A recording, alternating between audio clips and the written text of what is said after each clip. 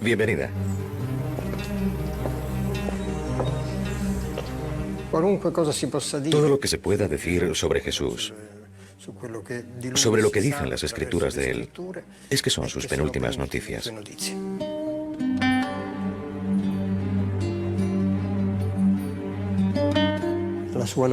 Su buena nueva está en el aire. El cristianismo espera su llegada. Nosotros estamos en la prórroga. Jesús de Nazaret.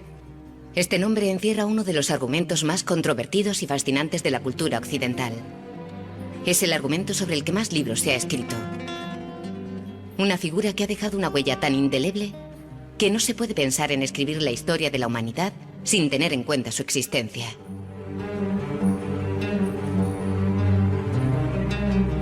Pero ¿quién fue Jesús de Nazaret? ¿Era verdaderamente el Mesías, el Hijo de Dios? En todas las épocas de nuestra historia se ha intentado descifrar el enigma de Jesús. También hoy nosotros intentaremos descubrir algo más de este misterio. Hay algo de sagrado en esta historia que es inexorable. Algo sagrado que está allí dentro y que no se puede leer con un sentido diferente.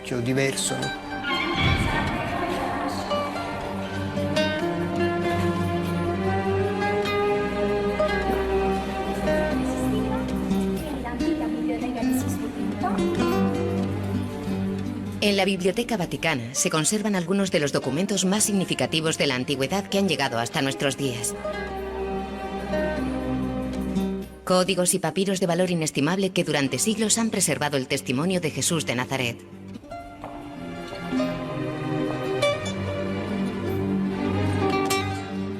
Textos indispensables que prueban su existencia histórica, punto principal sobre el que se erige el fundamento de la doctrina católica.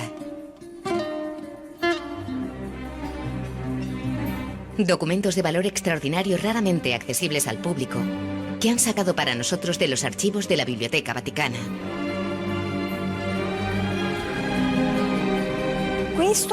Este es un fragmento del Evangelio de San Lucas y de San Juan. En la quinta línea aparecen las primeras palabras del Padre Nuestro.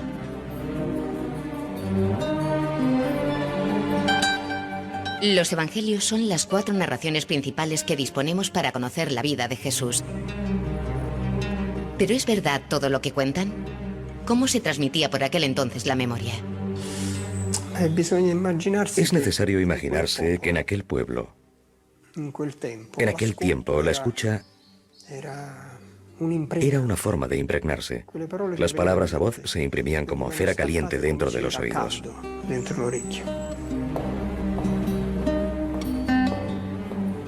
Este es el Códice B, siglo IV. Está escrito en griego y recoge el Nuevo y el Viejo Testamento. Son estos los textos con los que reconstruir la trama de una vida. La vida de Yoshua ben Yosef, judío, hijo de José, carpintero y herrero que hablaba en arameo. ¿Nació en Belén en un pesebre? ¿Quiénes eran sus hermanos y hermanas? ¿Cometió errores? ¿Qué hizo para ser considerado un revolucionario? Su historia se ha contado muchas veces y de maneras muy diferentes. Hoy queremos contarla desde otro ángulo, desde el punto de vista histórico. Tratando de reconstruir la historia del hombre llamado Jesús de Nazaret. De la mano de los expertos más importantes en la materia, comenzamos esta investigación con una pregunta muy sencilla. ¿Qué quiere decir hoy hacer historia sobre Jesús de Nazaret? ¿Qué significa hablar del Jesús histórico?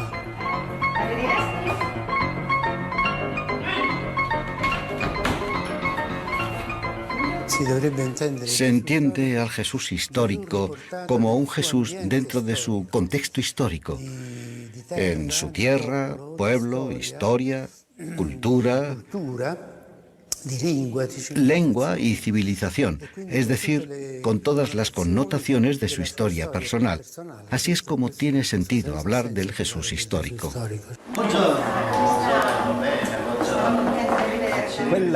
Esa figura concreta que ha atravesado calles, ha hablado, se ha encontrado con personas, ha dejado una memoria histórica a través de los evangelios, y que es también historia. Esta figura es Jesús de Nazaret, y es una figura histórica concreta. El gran problema es el de la definición de criterios, científicos en este caso, que definan el rostro concreto según las coordenadas de la investigación historiográfica.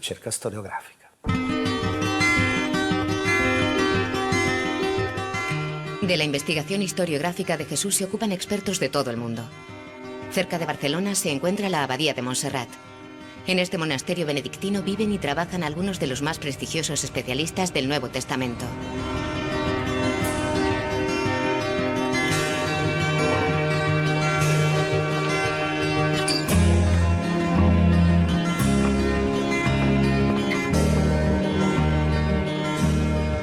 Hablar del Jesús histórico, en el fondo, es hablar del carácter distintivo de la fe cristiana, que no es una doctrina, no es solamente una teoría o una propuesta de vida, sino que es una persona. Volver al Jesús histórico es como afirmar que la religión no es teórica, sino que está vinculada a una persona. Por eso es tan importante hablar de Jesús histórico. Para conocer mejor a la persona de Jesús es necesario afrontar el problema de las fuentes.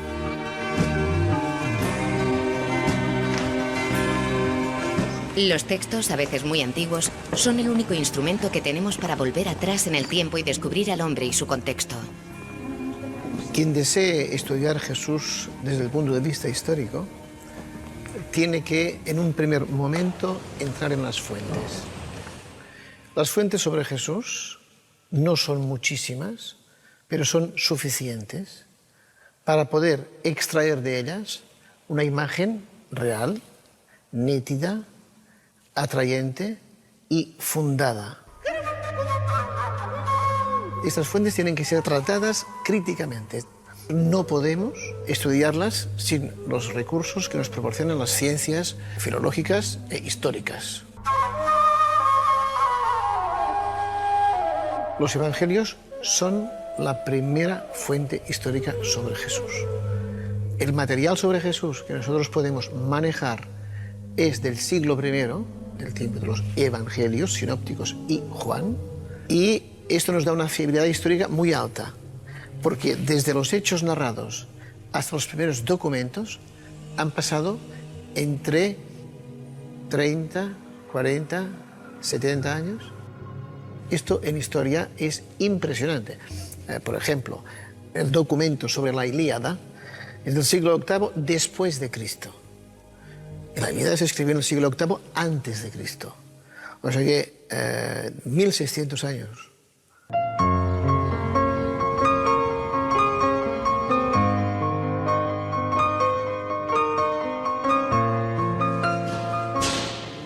En la Abadía de Montserrat, los monjes custodian una extraordinaria colección de papiros antiguos encontrados en Egipto. Muchos de ellos provienen de un monasterio copto del siglo IV después de Cristo. Entre sus maravillas se encuentra un papiro del siglo II que contiene uno de los fragmentos más antiguos que se conservan del Evangelio de Mateo. Es el capítulo 3 de San Mateo. Son 2 versículos. Cuenta el episodio de Mateo que habla con sus discípulos diciéndoles que no hablen de forma cualquiera, más de sí o no. Que el sí sea sí, que el no sea no. Sí. Junto con su hermano, que está en Oxford, son los 2 fragmentos de papiro más antiguos del Evangelio de San Mateo y de los Evangelios en general.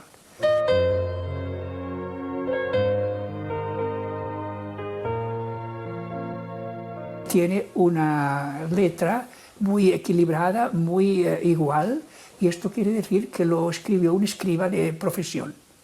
Esto quiere decir que los cristianos del siglo II, o un escriba se convirtió al cristianismo y lo hizo sin pagar, o pagaron a un escriba para que nos escribiera el Evangelio bien escrito. De manera que tenemos aquí no solamente el texto, sino el contexto de una comunidad. Durante siglos se ha pensado que los evangelios eran obras directamente inspiradas por el Espíritu Santo, escritas sin interrupción y en perfecta armonía entre ellas. Es una idea insostenible. Son la principal fuente histórica sobre Jesús de Nazaret y como tal tienen que ser consideradas por la crítica historiográfica, que debe distinguir entre lo que puede ser atribuido a Jesús y lo que ha podido ser añadido por las comunidades cristianas primitivas. La exégesis histórico-crítica analiza los textos intentando encontrar en ellos el sentido. Y una pregunta, naturalmente, es esta. El texto habla sobre Jesús. ¿Hay algo en este texto que sea un desarrollo posterior de lo que Jesús dijo? Esta pregunta es legítima. Lo que se dice en el Evangelio responde a una lógica, es decir, si Jesús no hubiera dado un impacto grandísimo a sus discípulos, sería imposible explicar el Evangelio.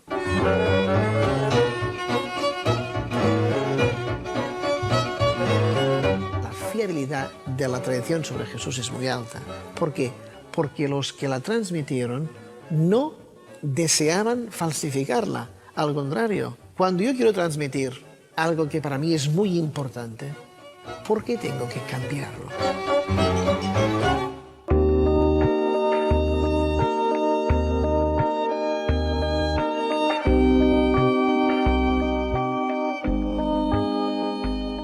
Los autores de los evangelios no se conocían entre sí, pero en algunos pasajes los textos parecen idénticos.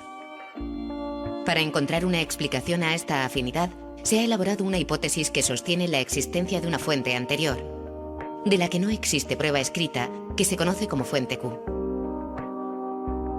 La fuente Q es una especie de hipótesis que nace de la confrontación entre el Evangelio de Mateo y el Evangelio de Lucas, que en muchos puntos concuerdan.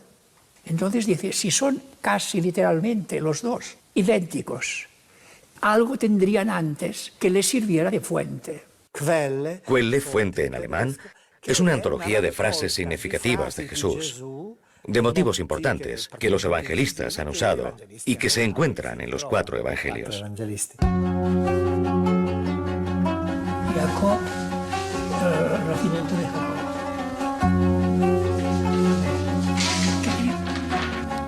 Los evangelios canónicos no son la única fuente fiable. Hay un testimonio de vital importancia para nuestra investigación. El que dejó Giuseppe Flavio, un historiador judío de la época, en las famosas antigüedades judaicas, el así llamado Testimonium Flavianum, donde el autor habla de la figura y de la muerte de Jesús.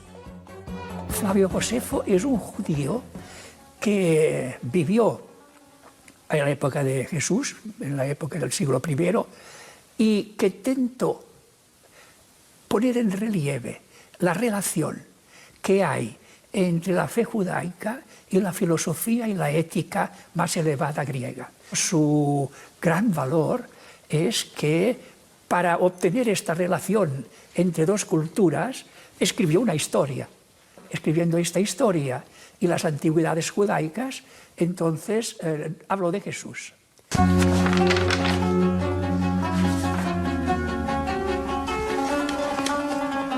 Fuit autem eisdem temporibus Iesus, sapiens vir. Existió en aquellos tiempos Jesús, un hombre sabio, pero no sé si podemos decirle hombre. Aquí no tenemos al Jesús de los evangelios. Es un Jesús visto desde el lado judío, desde un judío que no es un rabino. Es decir, no está mediatizado por una cierta oposición a Jesús. Y convirtió a muchos judíos y a muchos gentiles. Christus hic erat, era el Cristo.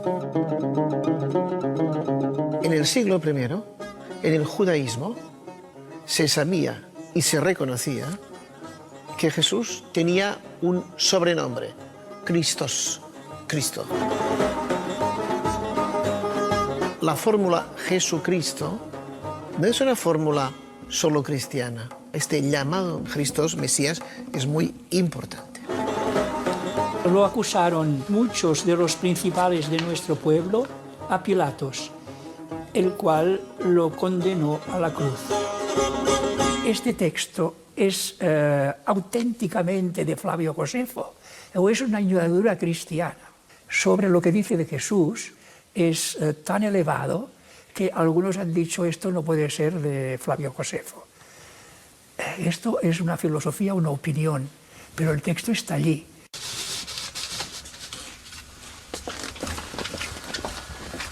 Otras fuentes, los rabinos, los adversarios de Jesús, que continúan siéndolo aún después de pasados 100 y 200 años. Los rabinos, es decir, el Talmud y la Mishnah no hablan mucho sobre Jesús. Hay una especie de silencio sobre Jesús en las fuentes judías, que es comprensible porque Jesús es una pregunta demasiado grande para el judaísmo. El problema de Jesús es este. Lo que él dijo e hizo venía de Dios o no. Esta es la pregunta de los rabinos. Es decir, el dictamen sobre Jesús, ¿cuál debe ser? Y luego tenemos las fuentes romanas muy simples, Tácito, Suetonio y Plinio. Son tres fuentes que no dicen prácticamente nada sobre Jesús, pero hablan sobre él. Quien quiera afirmar que Jesús no existió, tiene que explicar por qué Tácito escribió esto, o Suetonio, o Plinio el joven.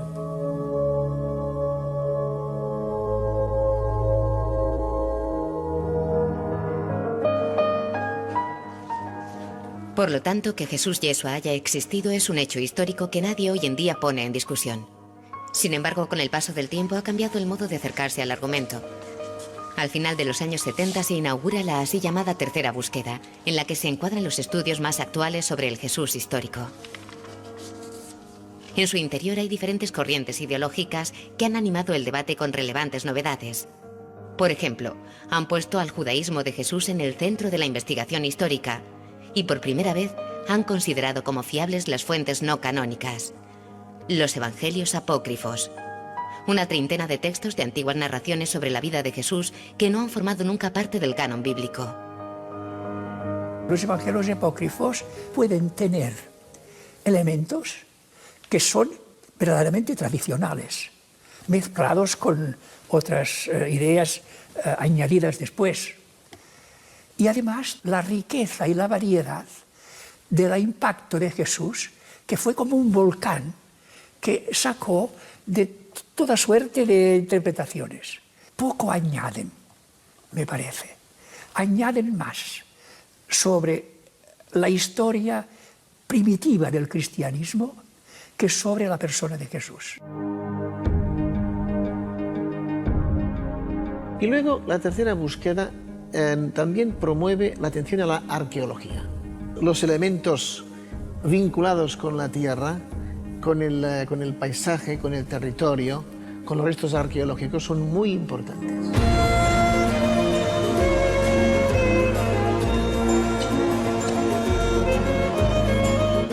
Y en busca del paisaje y de los restos arqueológicos se inicia nuestro viaje en Tierra Santa, la tierra de Jesús.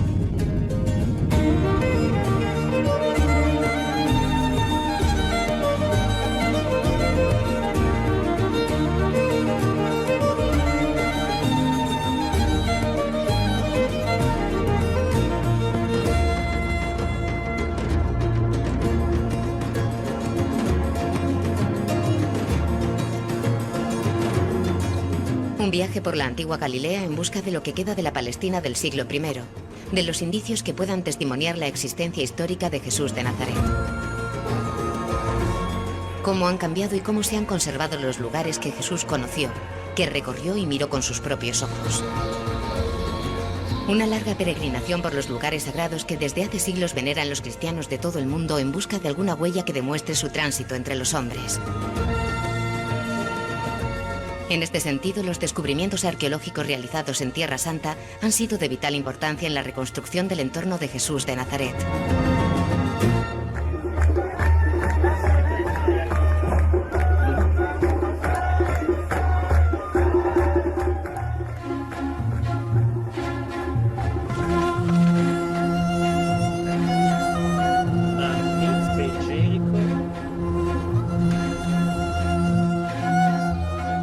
Y yo con Ben Gurion, el fundador de nuestro estado. Cerca de Jerusalén se encuentra uno de los más grandes arqueólogos israelíes vivos. Ha dedicado su vida a las excavaciones en Tierra Santa y hoy es el máximo experto del Santo Sepulcro. La realidad de la vida que se extrae de los evangelios y de algunos actos muestra que ellos sabían bien de qué hablaban. Y puedo decir que no hay duda alguna sobre la existencia de Jesús como una persona histórica.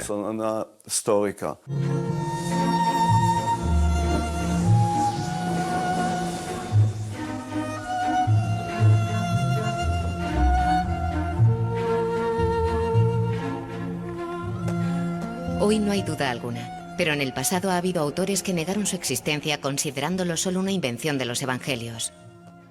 Por lo que concierne a los hallazgos arqueológicos, no existe ninguna prueba directa de su existencia.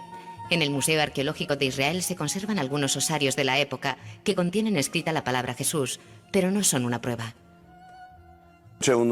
Hay un osario que dice Jesús, hijo de José, y otro Judas, hijo de Jesús.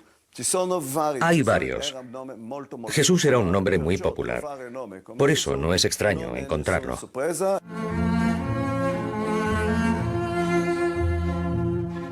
En 2002 se descubrió en Israel un osario particular que tenía una inscripción en arameo: Santiago, hijo de José, hermano de Jesús.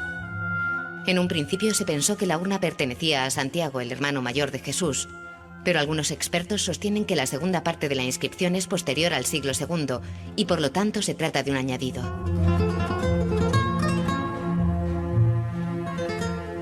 Habría sido esta la prueba más antigua de su existencia.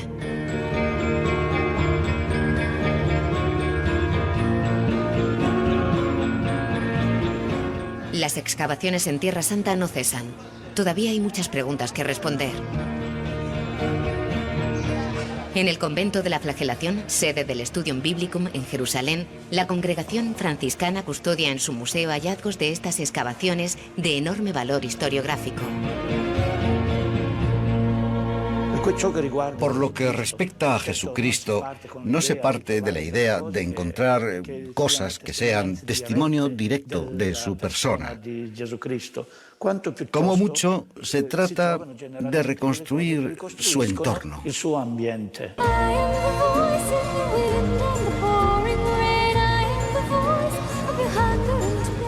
Reconstruir el ambiente en el que vivió Jesús no es fácil. La primera etapa de nuestra investigación es Nazaret, su ciudad de origen.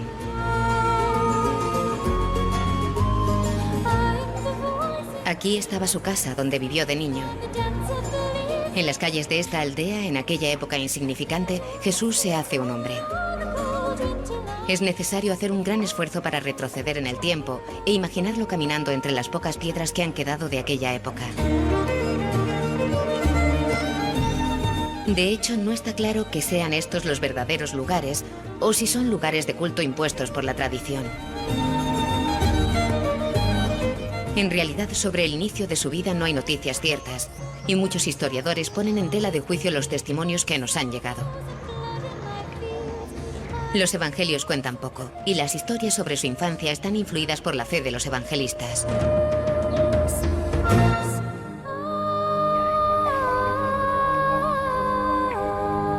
En Nazaret, la Basílica de la Anunciación conserva los restos de lo que la tradición siempre ha considerado la casa de María, el lugar donde se le apareció el ángel Gabriel portador de una noticia sorprendente.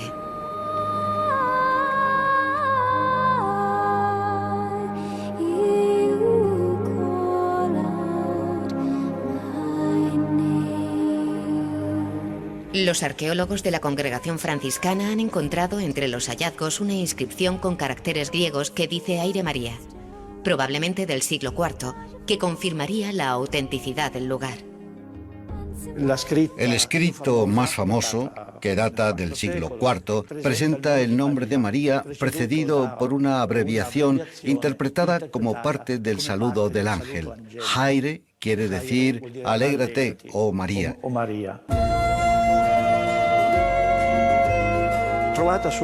Se encontró en el lugar, por lo que es un testimonio claro de alguien que quería recordar a María y el saludo del ángel.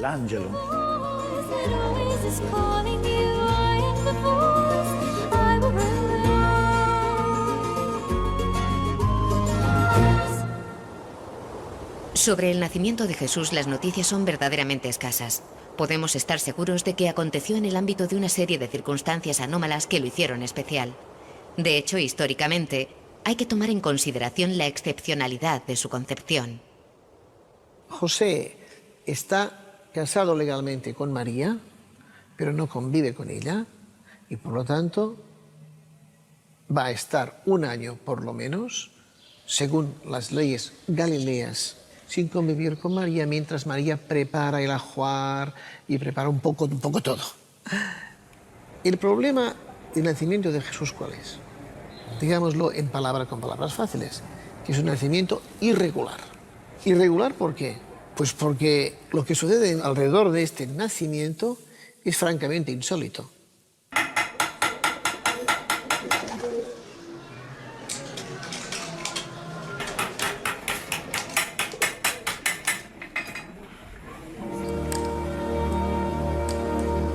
Así nació Jesús el Mesías. María, su madre, estaba desposada con José. Y antes de vivir juntos, resultó que esperaba un hijo por obra del Espíritu Santo. Su esposo, José, que era un hombre recto y no quería difamarla, decidió repudiarla en secreto.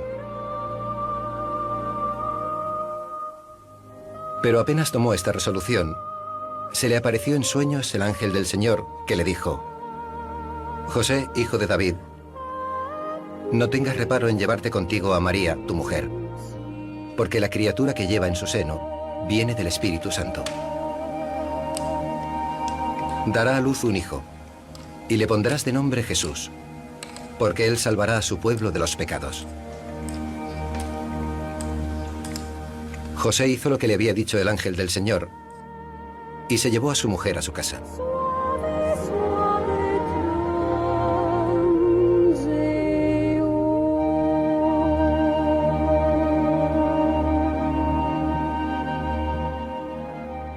Es insólito que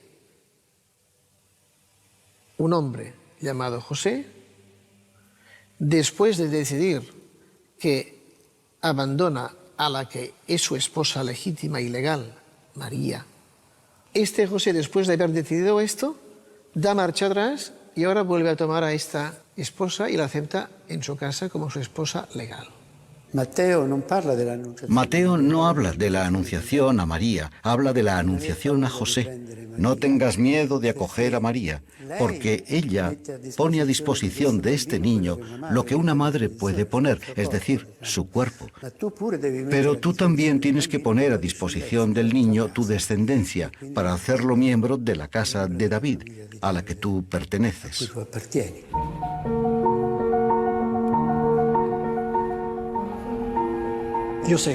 José en hebreo quiere decir el que añade. Él añade su fe. Cree en Miriam.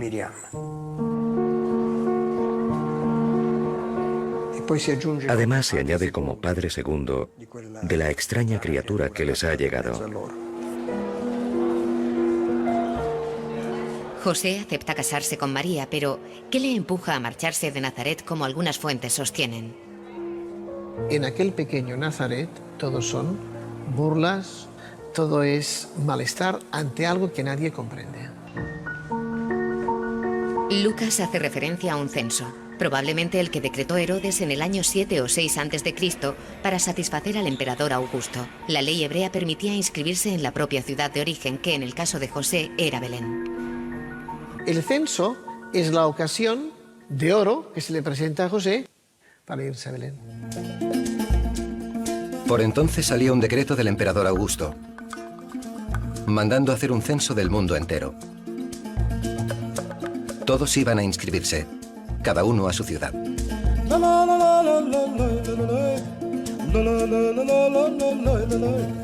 También José, que era de la estirpe y familia de David, subió desde la ciudad de Nazaret, en Galilea, a la ciudad de David, que se llama Belén, en Judea, para inscribirse con su esposa María, que estaba encinta.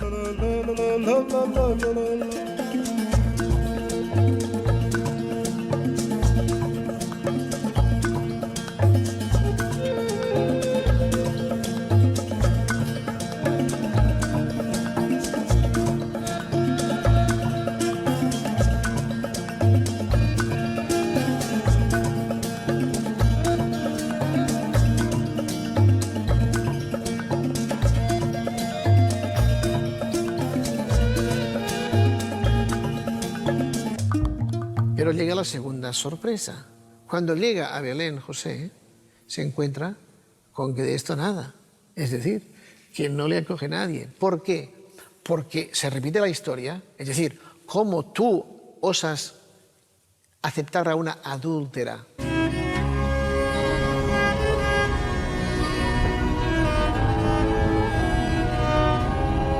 Lo que es cierto es que Jesús nace como un rechazado. Con seguridad Jesús nació en los tiempos de Herodes. Si Herodes muere en el año 4 a.C., no se puede situar su fecha de nacimiento después del año 7 o 6 a.C.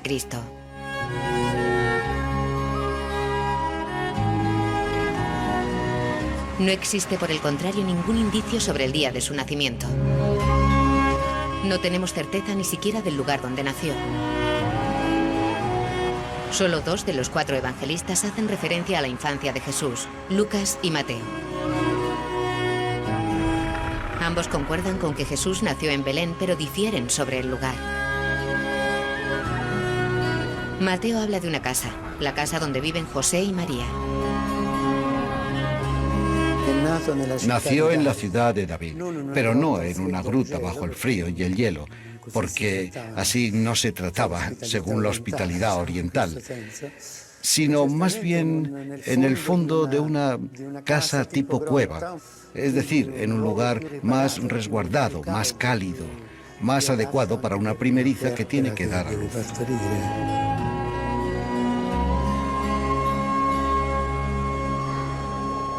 Lucas, en cambio, es el único que dice que Jesús nace en un pesebre. No dice dónde está exactamente, pero esta referencia ha hecho que la tradición hable de un establo para animales. El lugar del pesebre se encuentra, según la tradición, en la Basílica de la Natividad.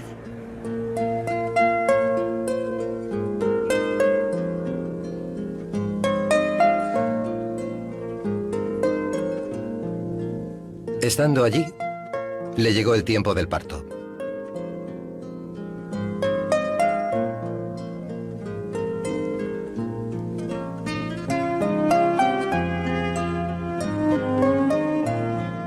Y dio a luz a su hijo primogénito. Lo envolvió en pañales y lo acostó en un pesebre, porque no encontraron sitio en la posada.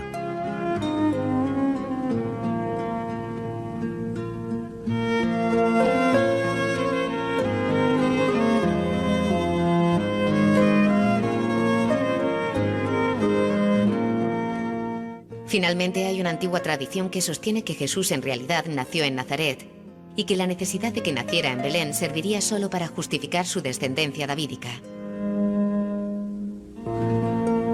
En realidad, si miráis el Evangelio de Mateo, dice que cuando los magos llegaron a la casa de María y lo vieron al niño. Y esta casa no era Betlem, porque Betlem no encontraba lugar, estaban en Nazaret. Y Jesús ha sido Jesús de Nazaret.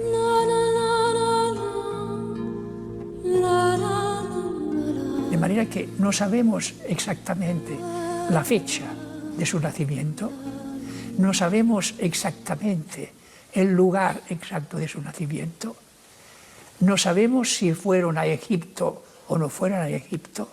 Es decir, es curioso en el Evangelio que los primeros 30 años de la vida de Jesús pasan desapercibidos. Y solamente 2 evangelios, el de Mateo y el de Lucas, hablan de la infancia de Jesús.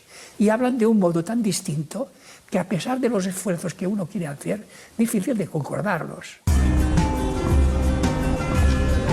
Nuestro viaje por Tierra Santa continúa, esta vez con un objetivo concreto: indagar en las raíces hebraicas de Jesús.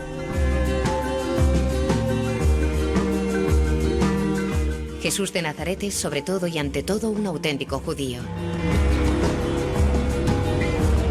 Para los estudios de la tercera búsqueda, su hebraísmo es la clave principal para acceder a él y a su mensaje. Si no se tiene en cuenta que Jesús es un judío entre los judíos, no se puede comprender el efecto y las repercusiones de su predicación. Jesús es un judío y todos los evangelios lo presentan como el Mesías de Israel. Por lo tanto, todo lo que él ha dicho y hecho conscientemente es por y para Israel. Jesús nace en el seno de una familia judía y como tal ha crecido. En Nazaret viven alrededor de 300 personas, los nazarenos o nazaríes, algunos de ellos descendientes directos de la estirpe de David, observadores severos de los principios religiosos. Entre ellos Jesús ha madurado. En la llanura de Galilea ha conocido y asimilado las profecías del pueblo de Israel. La familia es el lugar fundamental de formación creyente de un judío. Allí se aprende a orar, allí se celebra la Pascua, allí se aprende a amar a Dios y a los hermanos. Y en segundo lugar, la sinagoga.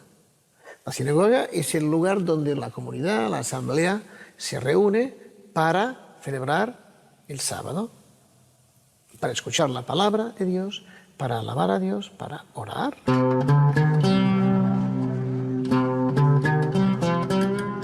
Como todas las familias judías, también la suya parece que ha sido una familia numerosa. El Evangelio de Marcos habla de 4 hermanos y de al menos 2 hermanas.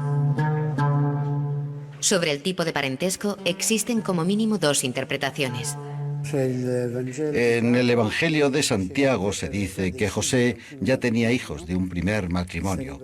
Eran como mínimo 4 más 2 hijas. Estos serían los hermanos, los hermanastros de Jesús. La segunda posibilidad es de San Jerónimo, es la que dice que estos hermanos de Jesús eran de hecho primos hermanos. Las 2 posibilidades son, digamos, plausibles.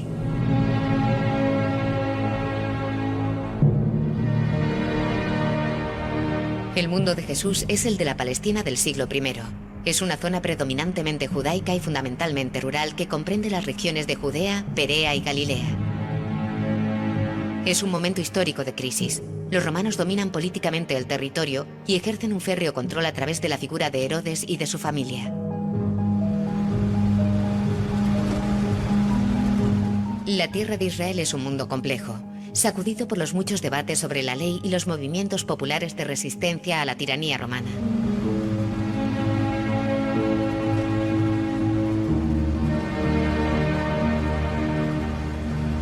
Desde el punto de vista religioso hay un gran fervor. La gente común anhela la llegada de alguien que ponga fin a la sumisión en la que viven, lo que facilita el nacimiento de movimientos religiosos de tipo profético. En 1947 se descubrieron en el interior de 11 grutas, cerca de las ruinas del asentamiento de Qumran, los manuscritos del Mar Muerto. Alrededor de 900 documentos de gran significado histórico, algunos de ellos todavía sin traducir, que contienen manuscritos anteriores al siglo I a.C. Gracias a este descubrimiento se sabe que los esenios eran un grupo muy crítico hacia los sacerdotes del templo que decidieron alejarse de Jerusalén. Encerrados en su comunidad, esperan la llegada del Mesías. Los miembros de Qumran se separaron de esta estructura del templo de Jerusalén para fundar un culto, no de sacrificios, sino un culto espiritual.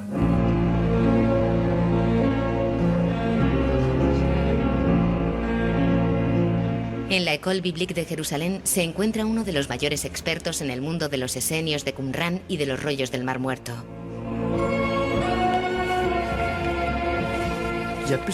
Existen algunos manuscritos que anuncian la llegada del Mesías, de 2 Mesías, el hijo de David, que tiene que volver según las profecías de la Biblia, y luego la de un sacerdote que no podrá llegar a ser rey.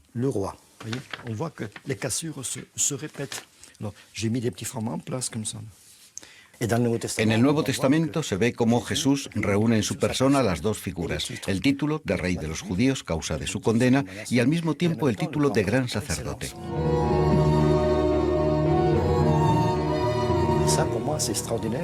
Para mí todo esto es extraordinario. Poder ver cómo estas profecías, escritas en textos palestinos de 2 siglos antes de Cristo, se cumplen a la perfección, es extraordinario.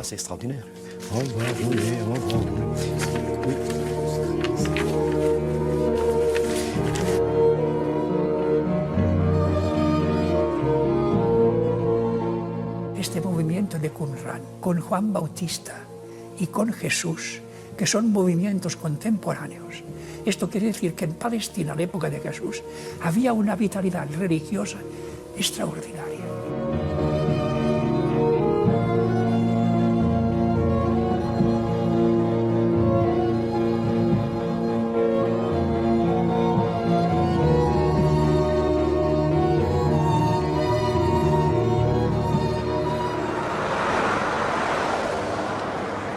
En este contexto de fervor religioso se encuentra la figura de Juan Bautista, un profeta que ha comenzado a bautizar en el Valle del Jordán, anunciando la llegada de alguien más fuerte que él.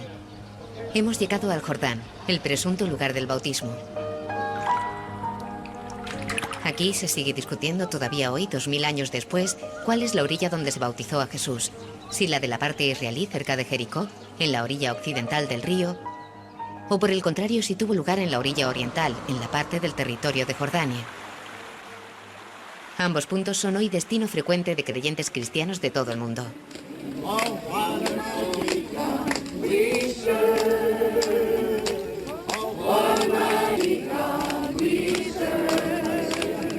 Las fuentes cristianas sugieren que el bautismo de Jesús tuvo lugar entre finales del año 27 y la primavera del año 28 después de Cristo, cuando Jesús tenía entre 33 y 35 años, aunque la tradición posterior prefiere la edad de 30 años. El encuentro con el Bautista marca el verdadero inicio de la historia de Jesús. Es el primer episodio que los 4 evangelistas testimonian directamente.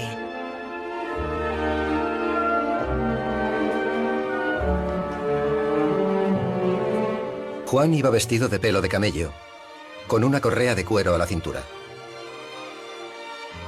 Predicaba de este modo: detrás de mí viene el que es más fuerte que yo, y yo no merezco ni agacharme para desatarle la correa de las sandalias. Yo os he bautizado con agua, él os bautizará con Espíritu Santo. Viene llamado el mentor de Jesús, el que en un cierto sentido lo conduce a la escena y luego se retira. Es casi el que le prepara la entrada en escena, el que lo siente, más allá de si son parientes o no, que habría que demostrarlo. Lo siente casi como el discípulo que llega, el que puede ser su verdadero sucesor.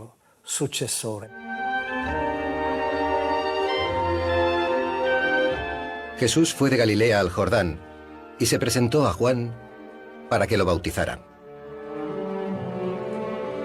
Juan intentaba disuadirlo, diciéndole: ¿tú acudes a mí si soy yo quien necesito que tú me bautices?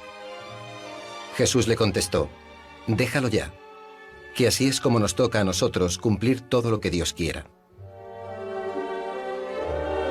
Mateo parece dejar a entender que Juan sabía un poco quién era. En Marcos y en Lucas esto no aparece, ese texto no existe allá. Después hay otra tradición, la que dice que Jesús y Juan eran primos hermanos. Bueno, yo dejaría la puerta abierta, porque no veo que haya concordancias entre las fuentes. En todo caso, Jesús sabía quién era el Bautista. Esto es lo importante.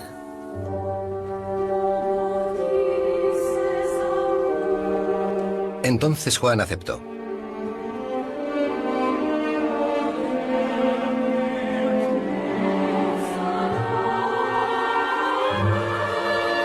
Una vez bautizado, se abrió el cielo y vio al Espíritu de Dios bajar como una paloma y posarse sobre él.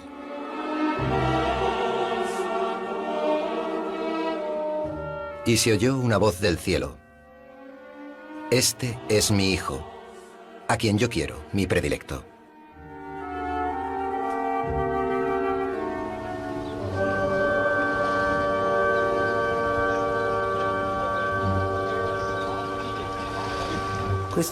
Esto permite a Jesús entender no solo que debe seguir adelante, que es el momento en el que el Padre lo invita a comenzar su misión, también le indica el modo en el que debe hacerlo, dando a conocer la salvación en el perdón de los pecados.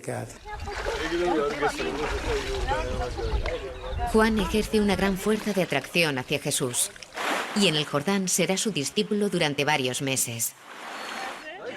Jesús sigue al Bautista durante algunos meses, según el Evangelio de Juan, que dice el que estaba contigo, por lo tanto lo siguió.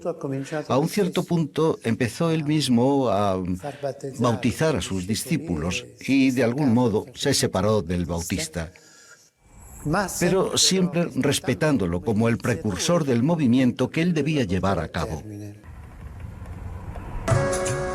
Junto a un pequeño grupo de discípulos del Bautista se asienta en Cafarnao, cerca de la Vía Maris, una ruta importante de intercambios internacionales. Aquí durante un tiempo vive en la casa de la suegra de Pedro. Hoy las excavaciones arqueológicas han confirmado la hipótesis de que sea esta la verdadera casa de Pedro. En los estratos de cal se han identificado elementos de cerámica del siglo I. Esta casa existía ya en tiempo de Jesús, porque se ha documentado una sucesión de suelos que llega hasta un siglo o dos antes de Cristo.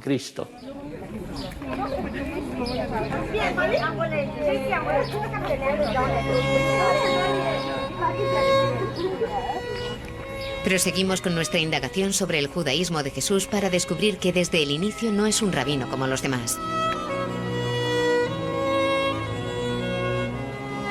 Su particularidad se manifiesta en primer lugar en la elección de los nuevos discípulos. Un grupo heterogéneo al que selecciona sin tener en cuenta las rígidas reglas de la tradición judía. Escoge sin reparo alguno tener mujeres entre sus seguidores. Mujeres consideradas en muchas ocasiones impuras. También a los publicanos, que era gente despreciada, los sentaba a la mesa. Jesús con frecuencia está en mala compañía. Todo esto juega en contra de Jesús, porque se le podía decir, pero ¿con quién te juntas? Un publicano que obliga a pagar los impuestos a los pescadores. Y encima a Judas. También por esto daba la impresión de que era ineficiente políticamente.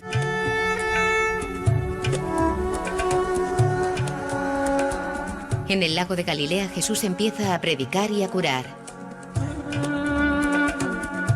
Enseguida su fama de taumaturgo se extiende por toda la región. En la antigüedad se encuentran referencias a otras figuras de curanderos, pero los milagros de Jesús tienen un significado diferente. Incluso en esto su comportamiento resulta singular. La primera afirmación sobre los milagros de Jesús es que Jesús hizo milagros. Esto no ha sido siempre formulado así, pero en este momento las fuentes hablan tanto sobre los milagros de Jesús que es imposible negarlos. ¿Por qué? Porque tenemos hasta 27 relatos de milagro.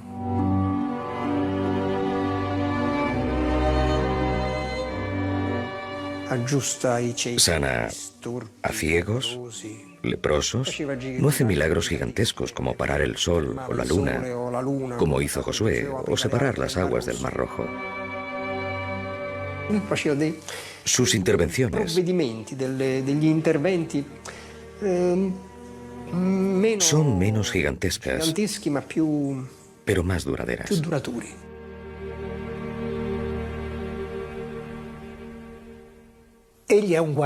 Indudablemente es un curandero. En el Evangelio de Marcos, el 43% de la historia de la vida pública de Cristo se centra solo en curaciones de enfermos, lo que es sorprendente. Asume en sí la enfermedad, el mal, y en este sentido, en el judaísmo, esto es tan escandaloso que ni siquiera se puede imaginar.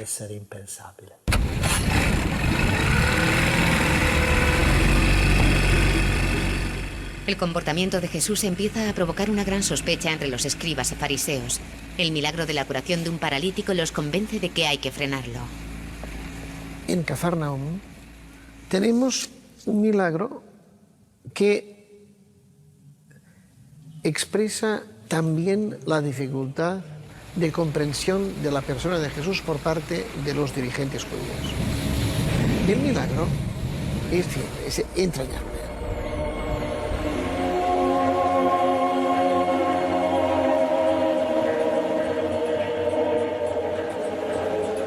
Cuando a los pocos días volvió a Cafarnaúm, se supo que estaba en casa. Acudieron tantos que no quedaba sitio ni a la puerta. Y les anunció la palabra.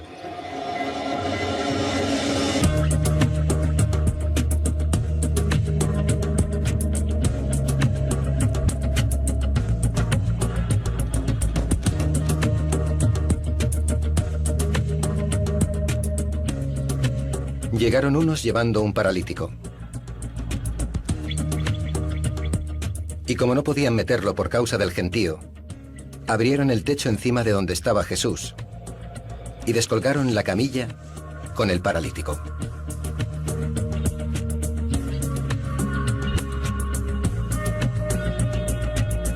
Viendo Jesús la fe que tenían, le dijo al paralítico: «Hijo, tus pecados te son perdonados». En este momento, que es el momento de la máxima misericordia por parte de Jesús, empieza el rechazo frontal. Ah, blasfemia. Blasfemia.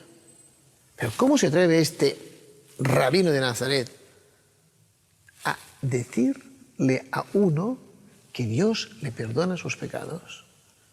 ¿Que es que tiene hilo directo con Dios este?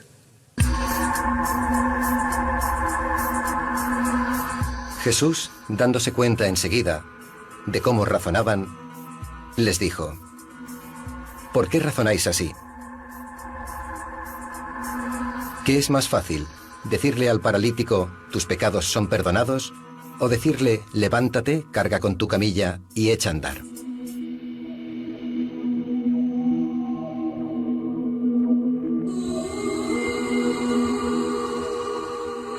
Pues para que sepáis que el hombre está autorizado para perdonar pecados en la tierra, le dijo al paralítico: ponte en pie, carga con tu camilla y vete a tu casa.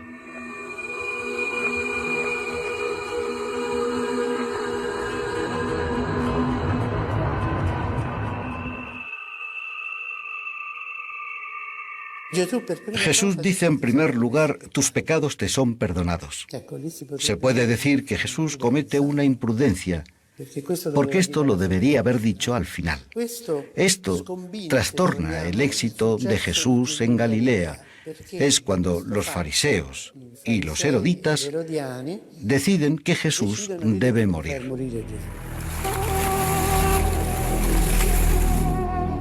Jesús es consciente del peligro que corre.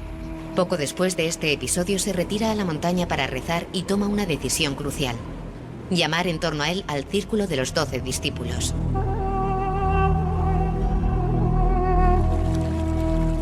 Un estrecho grupo de hombres, 4 de ellos pescadores de Galilea que dejan todo para seguirle. Con ellos comparte la última etapa de su vida. Dado el peligro que corre por la decisión de los jefes religiosos, empieza a predicar fuera de las aldeas, de las ciudades, y según Marcos 4 empieza a hablar con parábolas.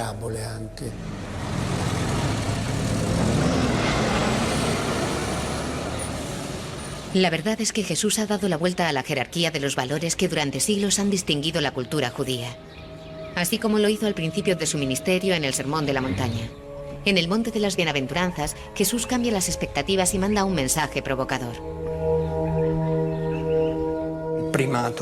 Los últimos serán los primeros.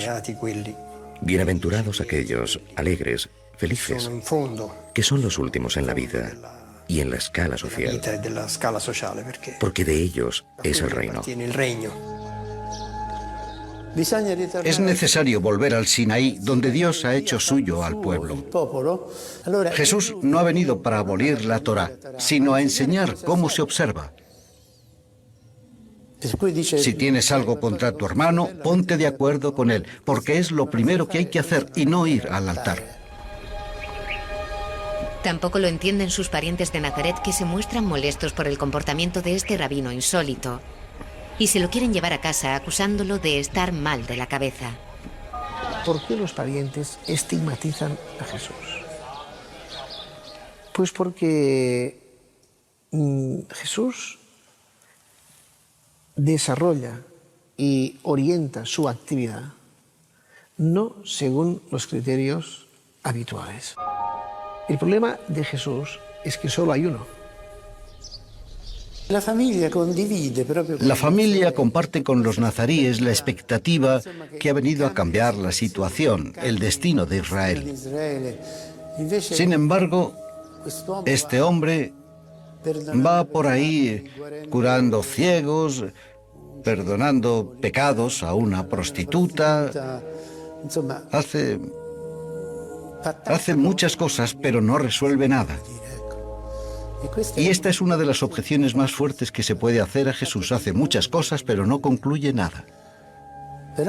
Y sin embargo, la Iglesia nace de esto. Se basa precisamente en esto, en el perdón de los pecados.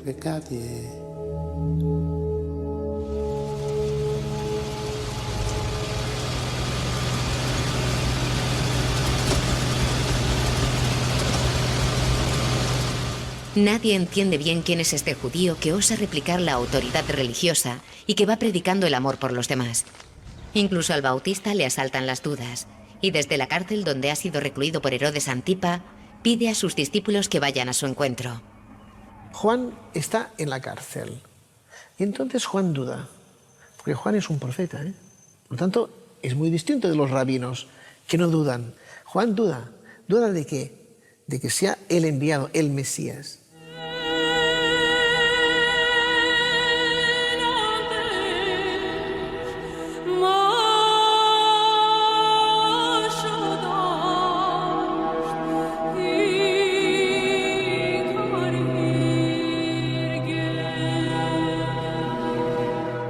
Juan se enteró en la cárcel de las obras que hacía el Mesías y mandó 2 discípulos a preguntarle: ¿eres tú el que tenía que venir o esperamos a otro?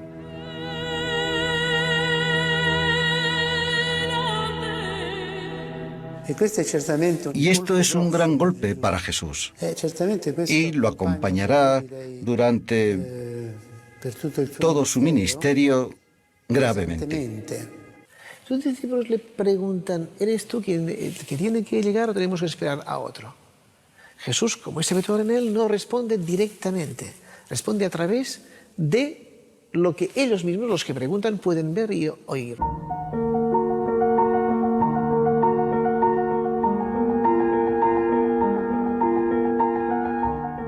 Id a contarle a Juan lo que habéis visto y oído.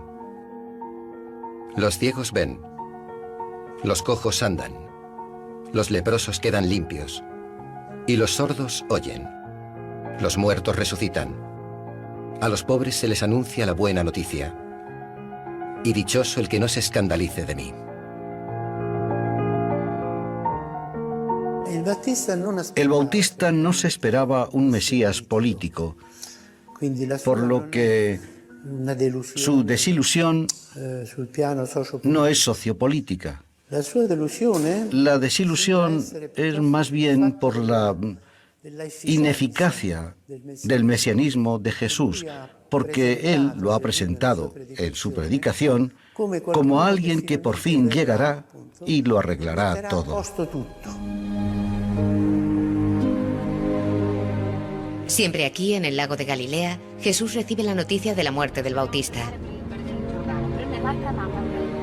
El anuncio sin duda lo conmociona. Poco después, el Evangelio de Marcos cuenta un episodio que ilustra la incomprensión que se ha generado en torno a su persona. Se trata del milagro de la multiplicación de los panes y los peces que los 4 evangelistas cuentan y que tuvo lugar en el periodo de la Pascua del 29 después de Cristo.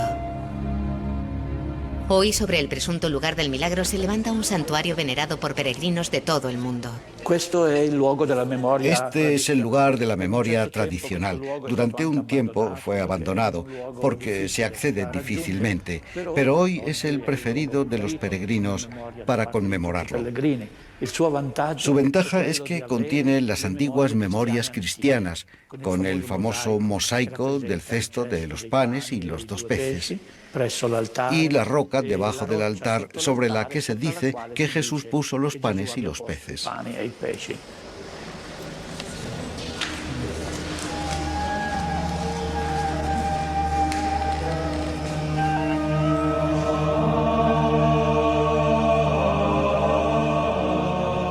Al desembarcar vio Jesús mucha gente. Le dio lástima de ellos, porque andaban como ovejas sin pastor, y se puso a enseñarles. Avanzada ya la tarde, se acercaron sus discípulos a decirle: «Esto está desierto y es ya muy tarde. Despídelos, que vayan a las aldeas de alrededor y se compren algo de comer».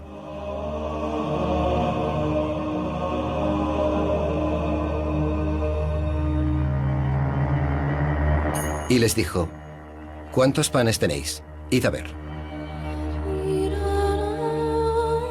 Cuando lo averiguaron, le dijeron: 5, y además 2 peces.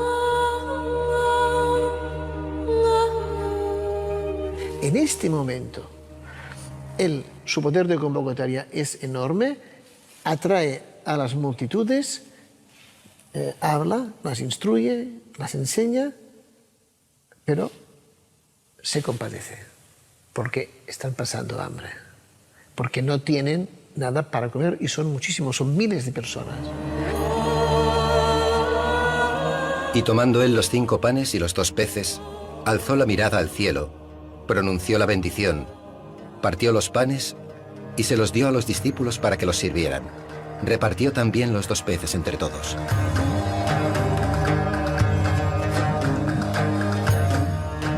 Comieron todos hasta quedar satisfechos y recogieron 12 cestos de sobras, de pan y pescado.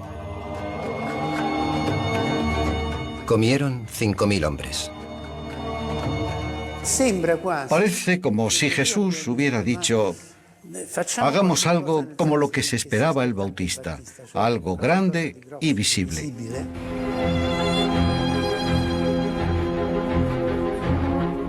La gente, al ver la señal que había realizado, decía: «Este sí que es el profeta que tenía que venir al mundo».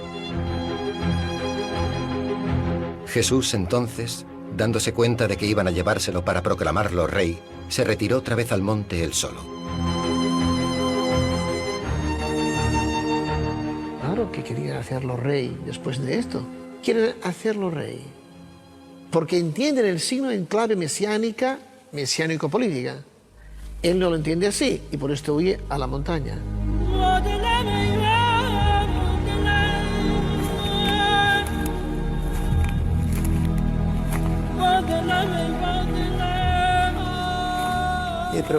Y probablemente esto constituyó uno de los hechos de la acusación que le harán después, incitar en Galilea a las masas populares.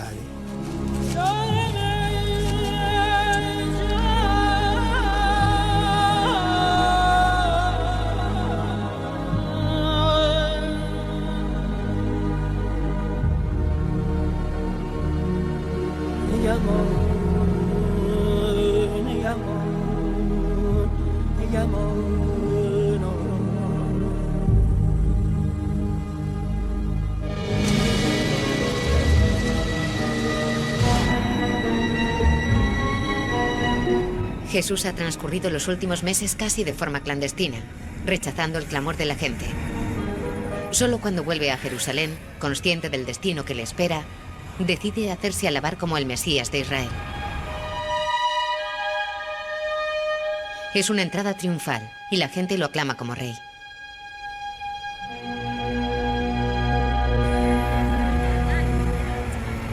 Los jefes de los judíos ven en este gesto la confirmación de sus temores y se convencen de la capacidad de Jesús para guiar una insurrección contra los romanos. Poco después, en el templo expulsa a los mercaderes tirando mesas y bancos por los suelos. Además, amenaza públicamente con destruir el templo y reconstruirlo en 3 días. Para las autoridades judías es una provocación escandalosa.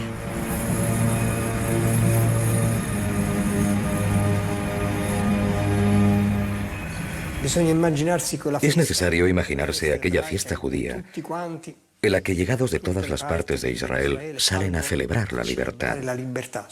Bajo la tiranía del poder, Jerusalén está en plena ebullición, es un fermento. Lo primero que hace es expulsar a los mercaderes del templo, un acto que el pueblo agradece y que se puede considerar el detonador de una insurrección.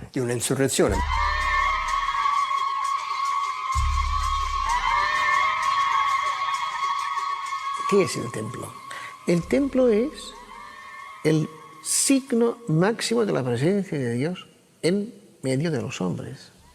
Hablar de destrucción del templo es casi una profanación del templo. Después dice, lo voy a reconstruir en 3 días. Pero, ¿es creíble esto?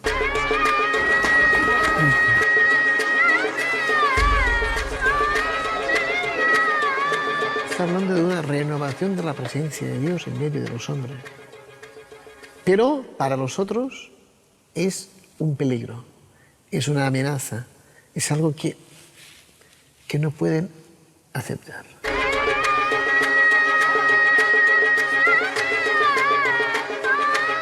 Los responsables del templo lo consideran demasiado peligroso y deciden acelerar los planes contra él.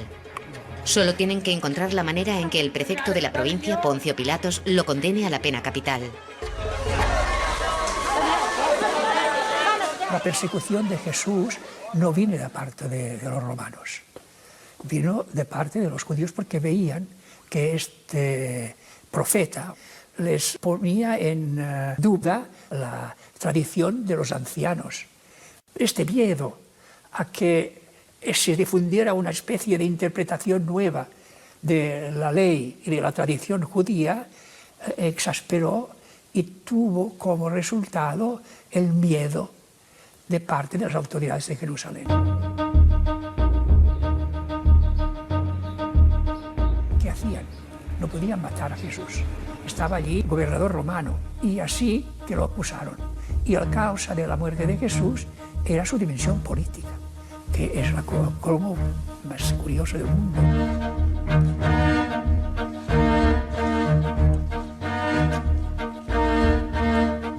Entonces condujeron a Jesús desde la casa de Caifás al pretorio. Ellos no entraron en la residencia para no contaminarse y poder celebrar la cena de Pascua. Pilato salió fuera y les preguntó: ¿qué acusación presentáis contra este hombre? Le contestaron: si este no fuera un malhechor, no te lo entregaríamos. Pilatos entonces les dijo: lleváoslo vosotros y juzgadlo conforme a vuestra ley. Los judíos repusieron: no estamos autorizados para dar muerte a nadie. Los judíos no tenían la lex gladi. Es decir, un judío, según la ley romana, no podía matar a nadie. Los judíos pudieron decirle a Poncio Pilatos: creemos que sería bueno matar a este, pero de la crucifixión se encargaban solo los romanos.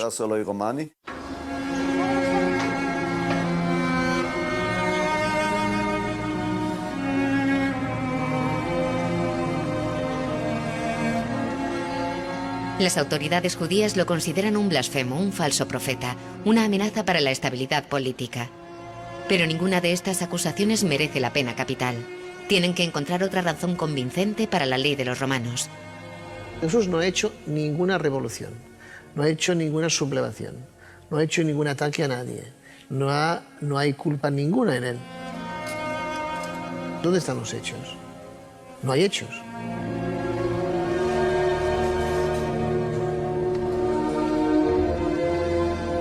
Entró otra vez Pilatos en el pretorio, llamó a Jesús y le dijo: ¿eres tú el rey de los judíos? Tu gente y los sumos sacerdotes te han entregado a mí. ¿Qué has hecho? Jesús le contestó: mi reino no es de este mundo. Si lo fuese, mis servidores habrían luchado para impedir que me entregaran a las autoridades judías. Pero ahora mi reino no es de aquí. Es escandaloso. Fue escandalosa su voluntad de no tener poder alguno y de no ponerse al mando de ninguna insurrección.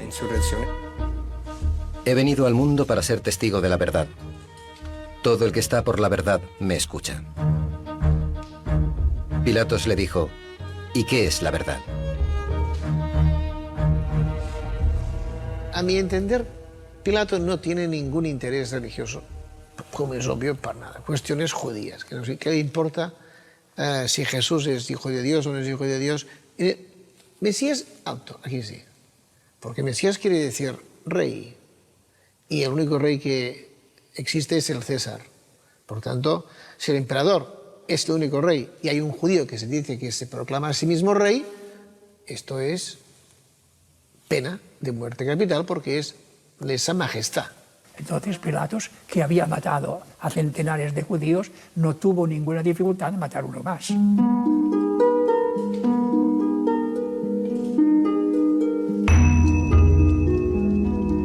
Al ver Pilatos que todo era inútil y que se estaba formando un tumulto, pidió agua y se lavó las manos delante de la gente diciendo, «Soy inocente de esta sangre, allá vosotros».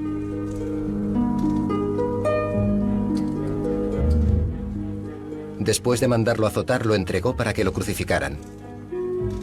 Es verdad que la pena de muerte la dio los romanos, la dio Pilatos.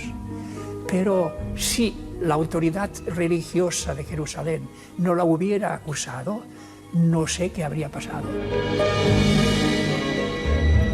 Los soldados del gobernador lo desnudaron y le echaron encima un manto escarlata. Trenzaron una corona de espino y se la pusieron en la cabeza. Después, arrodillándose, le decían, «Salud, rey de los judíos». Le escupieron y le golpearon en la cabeza. Terminada la burla, le quitaron el manto y se lo llevaron para crucificarlo.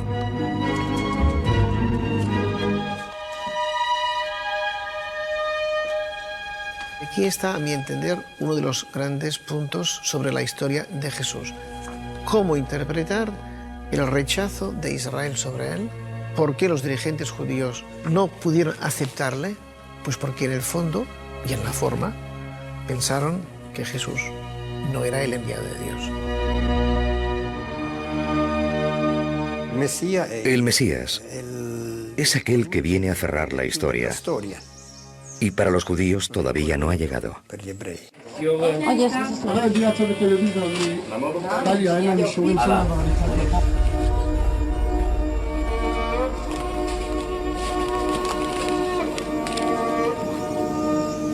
Nuestra investigación histórica continúa ahora para intentar descifrar el aspecto menos conocido de Jesús de Nazaret, el del ser humano. Como persona ha vivido un fragmento de la historia y ha compartido con los hombres las condiciones propias de la existencia. Errores, sentimientos, necesidades, miedos, cambios. Sin embargo, no es fácil encontrar la dimensión exacta de su humanidad.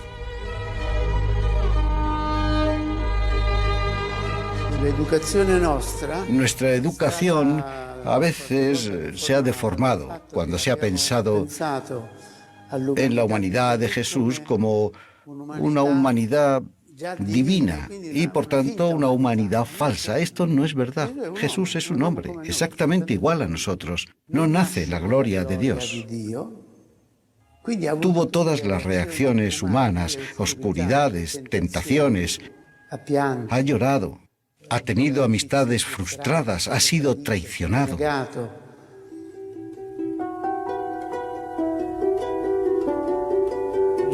Jesús es un ser humano que era hijo de Dios, por supuesto, no se hizo hijo de Dios a mitad del camino, pero esta conciencia humana crece con él.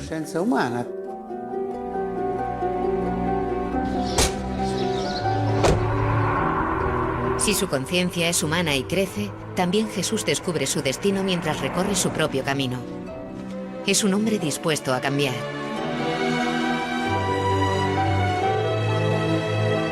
En la región de Fenicia, un territorio pagano en el norte del país, se cuenta de un milagro realizado por Jesús, el de la mujer sirofenicia. Un episodio que demuestra que en la vida de Jesús no todas las cosas están ya decididas.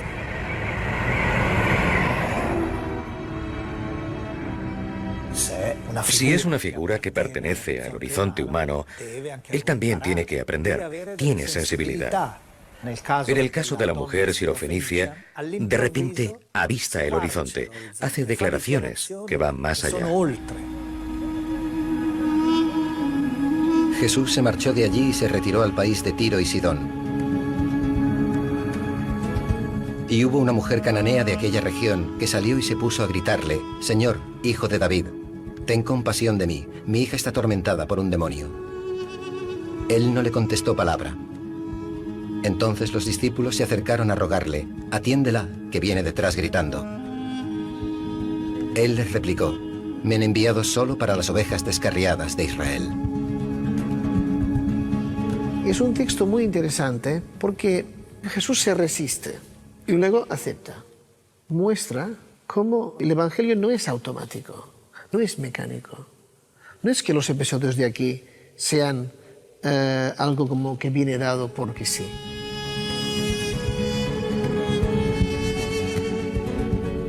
Ella los alcanzó y se puso a suplicarle: socórreme, Señor. Jesús le contestó: no está bien quitarle el pan a los hijos para echárselo a los perros.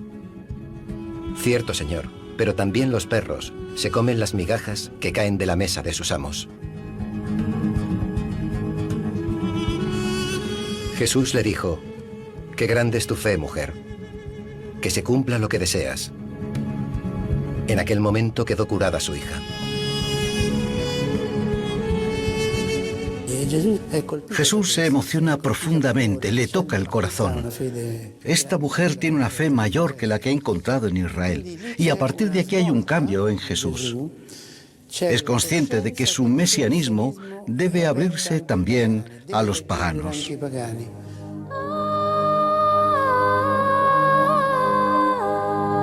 Jesús se convence de que su mensaje de salvación debe llegar a todos. El episodio describe a Jesús como un hombre profundamente sensible, muy cercano a todos los que encuentra. Alguien que escucha, que se acerca a las personas y a las cosas con cariño y humanidad, simpatía y amistad.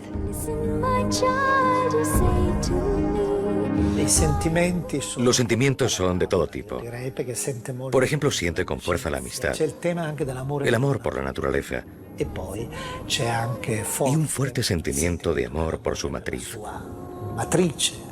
Yo diría que por su tierra, su país. Además, también hay un sentimiento de delicadeza, un aspecto de humanidad, de sensibilidad.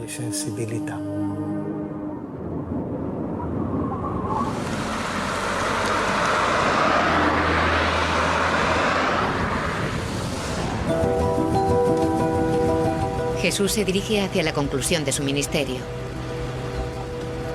Poco después del milagro de la mujer sirofenicia, en la región de Cesarea de Filipo ocurre un hecho de gran relevancia que lo lleva a aceptar su destino de hombre: el anuncio de la pasión.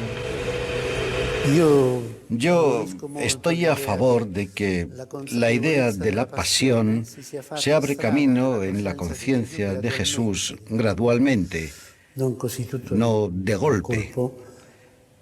Porque, como dice von Balthasar, si se le quita a Jesús la libertad humana de ganar metro a metro su existencia, se le quita en el fondo el ser humano.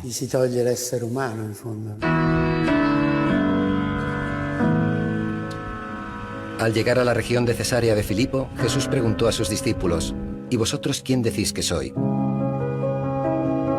Simón Pedro tomó la palabra y dijo: tú eres el Mesías, el Hijo de Dios vivo. Jesús le respondió: dichoso tú, Simón, hijo de Jonás, porque eso no te lo ha revelado nadie de carne y hueso, sino mi Padre del cielo.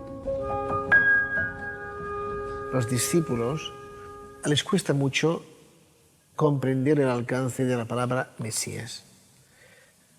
Y entonces, cuando Jesús les explica que Mesías para él indica un compromiso hasta el final, que pasa por la muerte, entonces ellos quedan descolocados, no saben qué hacer con ello. Entonces empezó Jesús a manifestar a sus discípulos que tenía que ir a Jerusalén, sufrir mucho a manos de los ancianos, sumos sacerdotes y escribas, ser ejecutado y resucitar al tercer día. Pedro lo tomó aparte y comenzó a reprenderlo. «Líbrete Dios, Señor, no te pasará a ti eso». Jesús se volvió y dijo a Pedro, «Quítate de mi vista, Satanás. Eres un peligro para mí, porque tu idea no es la de Dios, sino la humana».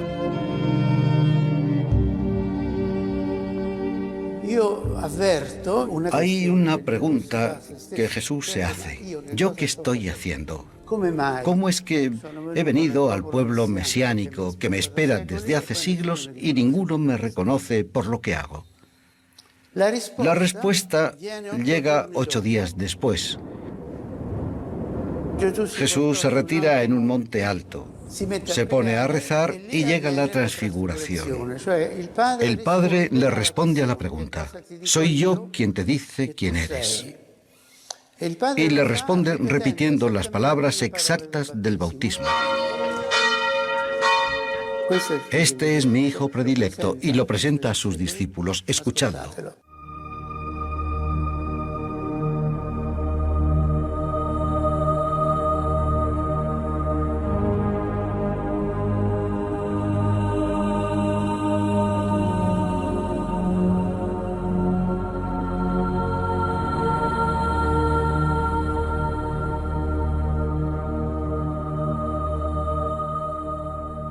Tras el evento de la transfiguración, Jesús sabe que tiene que llegar hasta el final.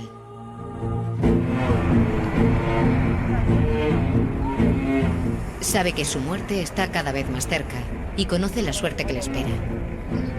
Pero acepta su destino. Vuelve a Jerusalén y delante de su ciudad, la ciudad que mata a sus profetas, Jesús se conmueve y llora.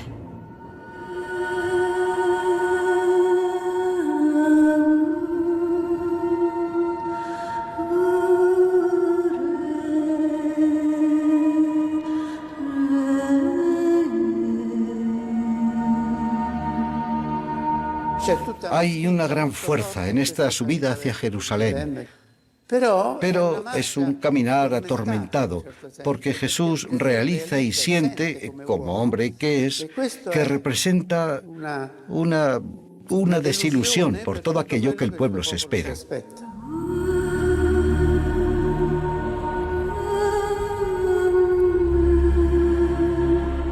Hay un sufrimiento humano real. Jesús siente esta desilusión, que Él es el que tiene que llegar, pero ¿llegar para qué? Para morir en la cruz.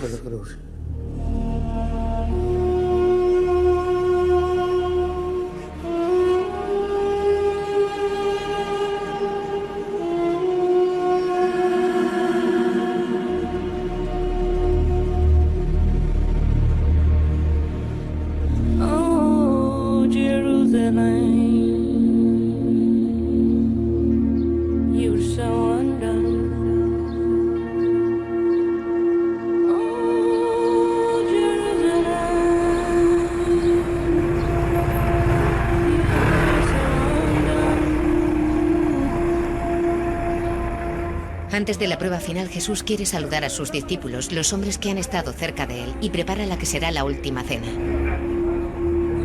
El banquete se celebra en una casa de Jerusalén, propiedad de una persona conocida por Jesús, donde había una gran sala espaciosa que ha recibido el nombre de cenáculo. No se han hallado restos arqueológicos que demuestren su autenticidad. Puedo decir que la tradición que ha considerado auténtico el lugar que hoy se llama el cenáculo no es posible, porque es de los cruzados. Se debe recordar que los cruzados, para aumentar los lugares santos del país, para animar a que hubiera migraciones cristianas, añadían siempre lugares santos y cambiaron el mapa del país. Los 3 evangelios sinópticos coinciden al colocar la última cena de Jesús en un contexto pascual. Con toda probabilidad se desarrolló la noche del jueves 6 de abril del año 30 después de Cristo. Los comensales eran 13 hombres, pero no se puede descartar la hipótesis de que hubiera más. En aquella época no existían las mesas como las conocemos hoy, por lo que no comieron sentados, sino tumbados y con platos comunes. En esta época se comía como en el triclinio romano. Había varias camas y comieron así. Sí, no sé cómo se hace, pero esta es la manera en la que comieron.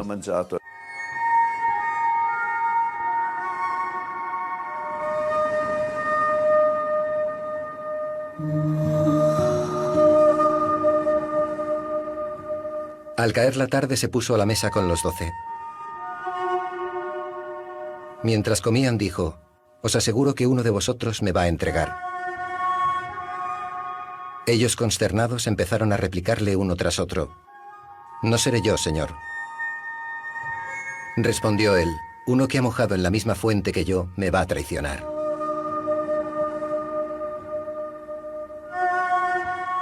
Entonces Judas, el que lo iba a entregar, le preguntó: «¿No seré yo, maestro?». Él respondió: «Tú lo has dicho». Judas es un personaje que representa el discipulado no resuelto. El error de Judas es haber juzgado a Jesús. El haber pensado que Jesús no acertó en sus decisiones, que Jesús no ha cumplido las expectativas del pueblo, que Jesús ha preferido la humillación al orgullo de ser judío, de imponerse como tal, y que por lo tanto ha fracasado.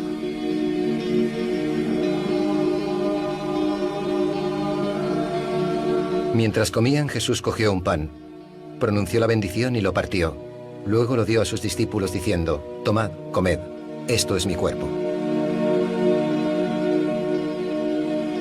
Y cogiendo una copa, pronunció la acción de gracias y se la pasó diciendo: «Bebed todos, que esta es mi sangre, la sangre de la alianza que se derrama por todos para el perdón de los pecados». Estamos en un momento de testamentos. Él tiene que dejar algo. Jesús no utiliza la copa que cada uno tiene. Es su copa de la cual beben todos. Es la copa que es común. Aquí aparece el concepto de nueva alianza. El único compromiso es: haced esto en conmemoración mía. Les pide solo que lo que Él ha hecho, que ellos lo renueven, que lo repitan, que lo hagan otra vez. Durante la última cena, Jesús cumple con un gesto insólito. Se levanta de la mesa para lavar los pies a sus discípulos. Pedro se niega, pero el maestro le reprende y se los lava. Y el presidente de una mesa, de una comida como esta, nunca se levanta. Por favor. Entonces, si se levanta en este momento y hace lo que haría un siervo, es porque quiere subrayar que ha hecho exactamente esto como parábola del servicio. Pues si yo, el Maestro y Señor, os he lavado los pies, también vosotros debéis lavaros los pies unos a otros, porque os he dado ejemplo para que hagáis vosotros lo mismo que yo he hecho. Es una señal que nos indica para qué sirve la Eucaristía. Es un don de la vida, porque la vida es para servir a los hermanos, para dar la vida por ellos.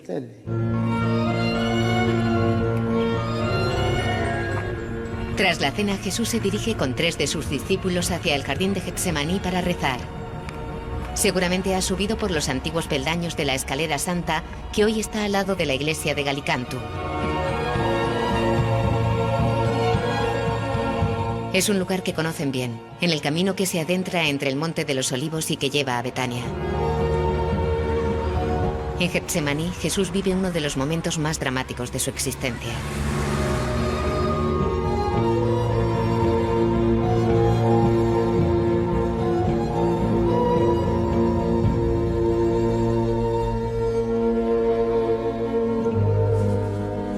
En el jardín todavía se encuentran los mismos olivos milenarios que acogieron su oración.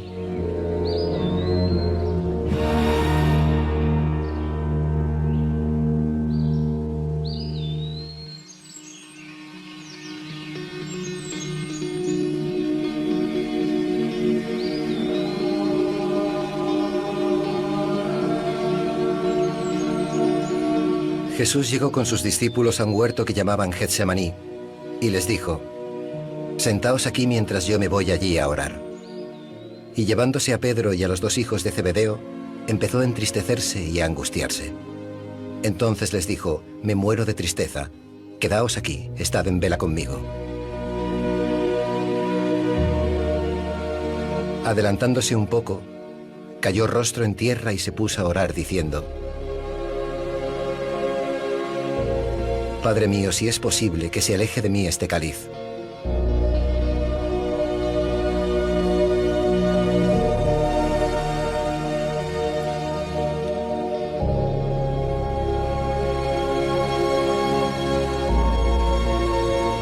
Sin embargo, no se haga lo que yo quiero, sino lo que quieres tú.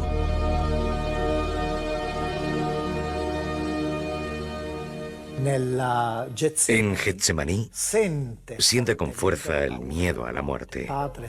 Padre, si es posible, aparta de mí este cáliz. Que en nuestro lenguaje es: tengo miedo de morir. Y al final el silencio de Dios que no responde.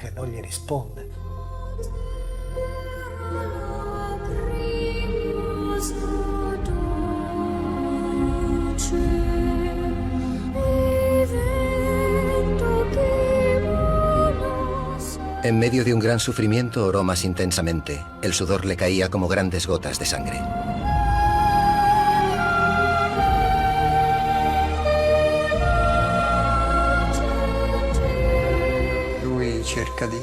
Él intenta retrasar el momento. Quiere seguir viviendo. Está en plena vida, con todas sus potencialidades. Pide seguir viviendo, pero dice: la tuya, no la mía. Que se haga tu voluntad.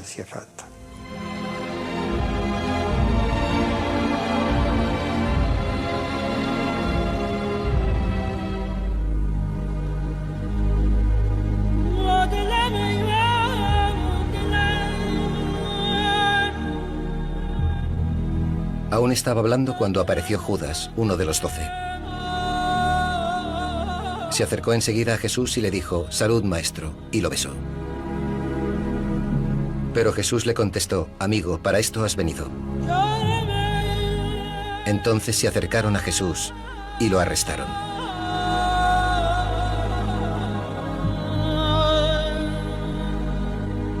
Jesús pasa la noche encarcelado, probablemente en el lugar donde hoy se alza la iglesia de San Pedro de Galcanto. El mismo lugar donde Pedro ha renegado de él antes de que cantara el gallo.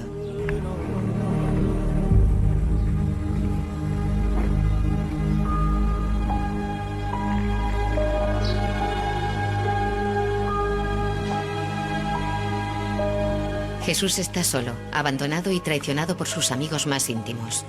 Es la noche del viernes 7 de abril del año 30 después de Cristo.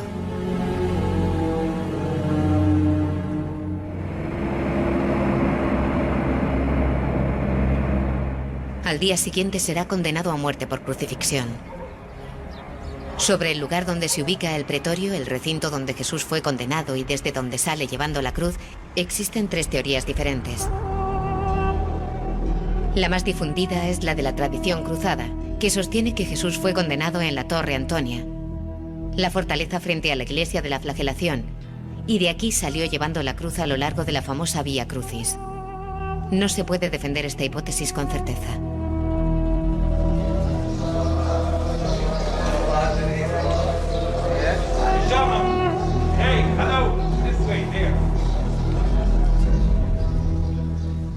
La segunda tesis dice que Jesús salió del palacio de Herodes, la residencia donde normalmente se alojaba Pilatos cuando estaba en Jerusalén.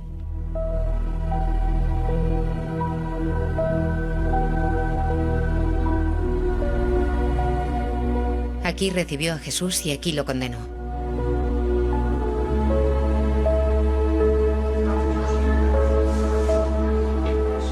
La última hipótesis habla de un tercer lugar venerado como el pretorio de los primeros cristianos, donde se construyó la iglesia de Santa Sofía, hoy desaparecida.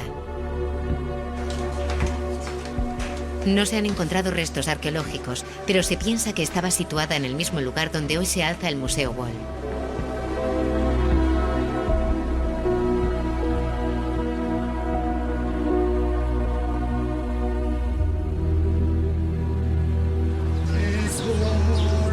remember me when you have me through your kingdom. Jesús salió de uno de estos 3 lugares antes del mediodía hacia el Gólgota.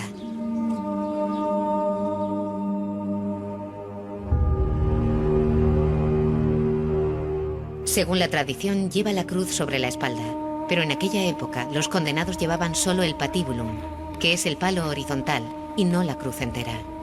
El vertical estaba clavado en la tierra y el mismo era utilizado para todas las ejecuciones.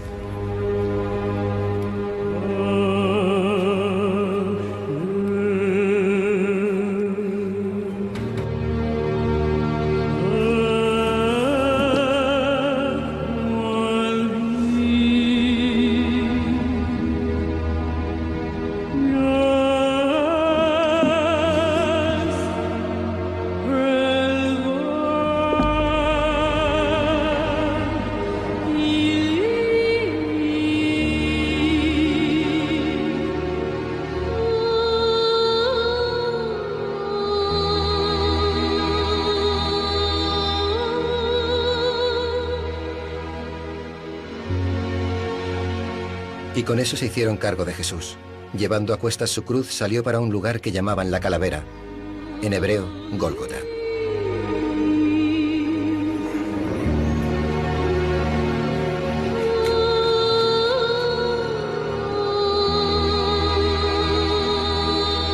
Allí lo crucificaron con otros 2, uno a cada lado, y Jesús en medio.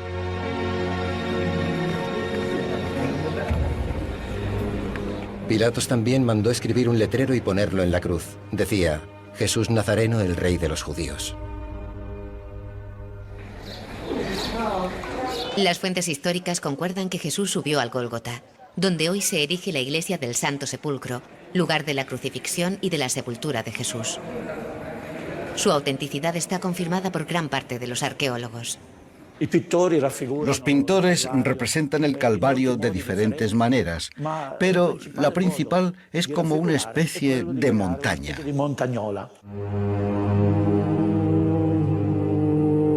La arqueología demuestra que esta no es la reconstrucción verdadera sobre la que basarnos. Hay que imaginar una gran área excavada con paredes casi verticales a su alrededor.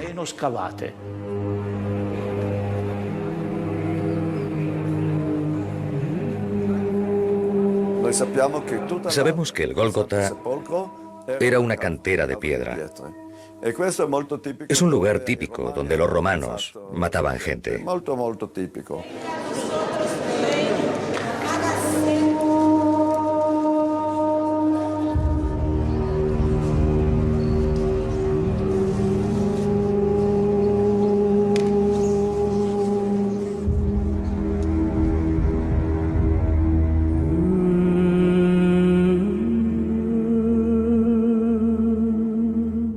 Los que pasaban lo injuriaban y decían meneando la cabeza, tú que destruías el santuario y lo reconstruías en 3 días, si eres hijo de Dios, sálvate y baja de la cruz.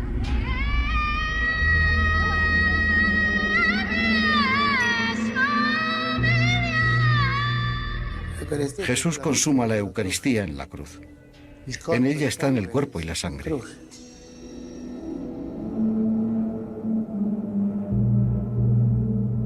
Desde el mediodía hasta la tarde toda aquella tierra estuvo en tinieblas.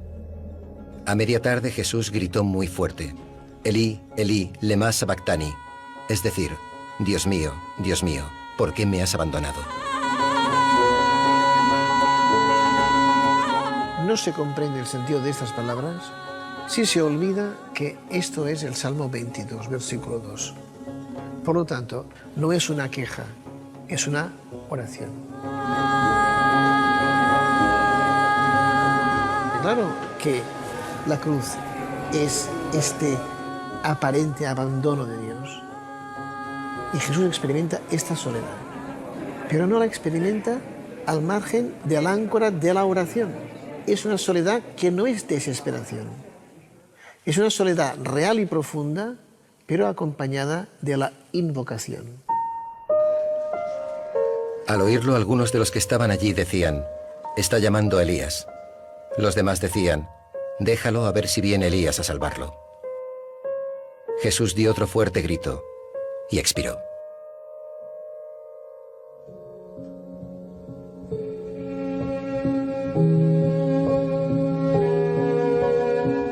En el Evangelio de Marcos y Mateo, la muerte de Cristo es una muerte cruel. Dando un fuerte grito, expió. Este aspecto de la humanidad, del miedo, de la soledad de los amigos que lo abandonan y también del silencio del Padre, es un componente de su humanidad.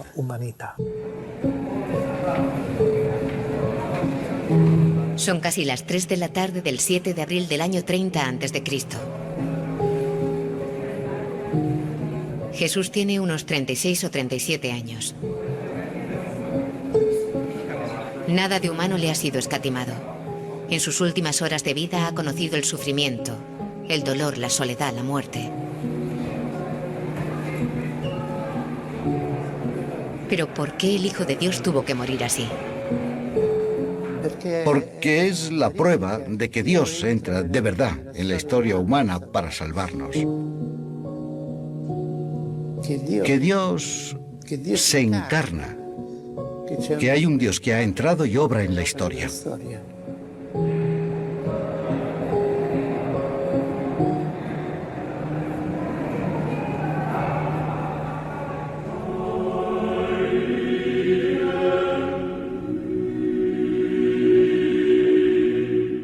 Tras la muerte, la ley judía imponía que el cadáver fuera sepultado el mismo día. De su cuerpo se encarga José de Arimatea, un amigo de Jesús que pide permiso a Pilatos para darle sepultura. No hay tiempo para lavarlo. Lo baja de la cruz y lo lleva a un sepulcro cercano. El mismo José de Arimatea se encarga de hacer girar la gran piedra que cierra la entrada.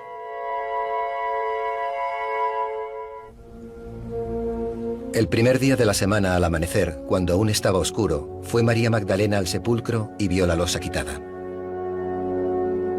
Fue corriendo a donde estaba Simón Pedro con el discípulo preferido de Jesús y le dijo: «Se han llevado del sepulcro al Señor y no sabemos dónde lo han puesto». Si Cristo ha vivido después de la muerte, tiene que estar vacío el sepulcro. O es al revés. Dado que Jesucristo ha resucitado, el sepulcro está vacío. La resurrección nadie la vio, pero conocemos sus efectos. Los efectos de la resurrección son las apariciones.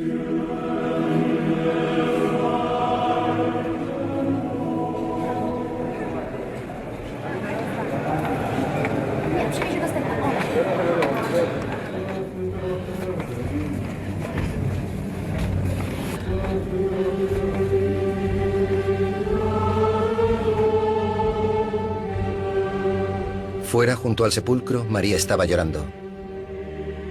Vio dos ángeles. Le preguntaron: «¿Por qué lloras, mujer?». Les contestó: «Porque se han llevado a mi Señor y no sé dónde lo han puesto».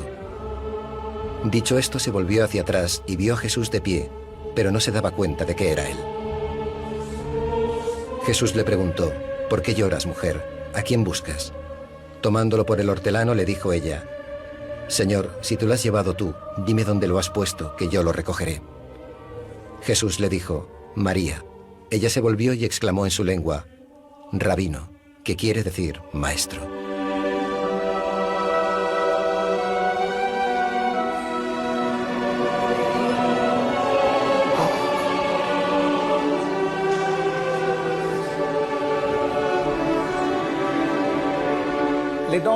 Las mujeres son absolutamente las primeras que testimonian la resurrección.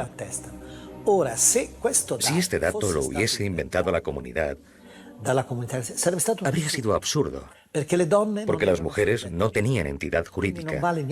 El testimonio de las mujeres no valía nada para el mundo judío de entonces.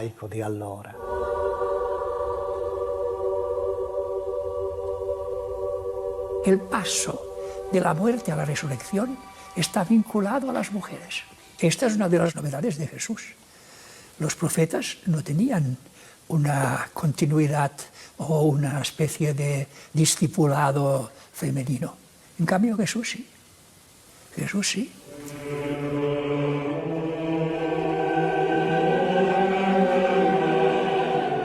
Ninguna fuente histórica habla directamente de la resurrección de Jesús. Los textos hacen referencia solo al sepulcro vacío y a las apariciones posteriores. Aún así, es necesario medir el impacto histórico de un hecho que no se puede comprobar, pero que constituye la afirmación más extraordinaria de la persona de Jesús de Nazaret. El evento que funda la Iglesia Católica. La historia lo que puede y debe hacer es preguntarse por la verosimilitud y por el peso entitativo de unos testimonios que afirman que han visto a Jesús, que les hablaba y que estaba ante ellos. De histórico existe toda una comunidad de hombres y mujeres que han cambiado su vida a la luz de la resurrección.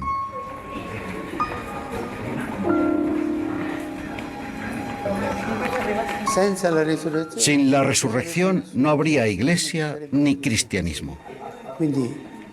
La verificación histórica de la resurrección es la misma existencia de las iglesias. Jesús ha sido un hombre, sí, pero ha sido algo más que un hombre. El único que ha muerto y ha resucitado. El único que ha asegurado ser la encarnación de Dios y en el que muchos han creído. Su misterio sigue fascinando hoy a millones de personas. Todas estas son cosas que nos hacen entender. Yo entiendo bien a los judíos o los musulmanes cuando dicen no es posible. La encarnación es una impiedad, decir que Dios se reduce a un hombre, a una carne humana. Pero esto es el mesianismo de Jesús. Se nos toma por locos, pero no hay que asombrarse.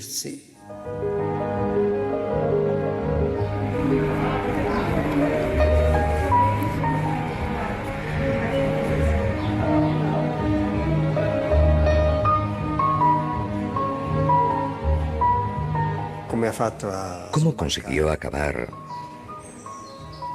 con todos los cultos precedentes? Ningún culto anterior se había dirigido a la criatura, suscitándole y pidiéndole amor.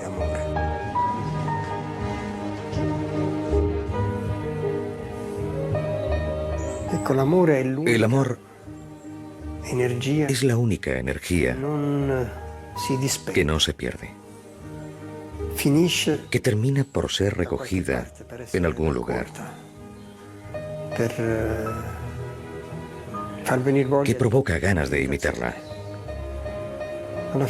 En realidad, la experiencia del cristiano a lo largo del tiempo es experiencia de imitación.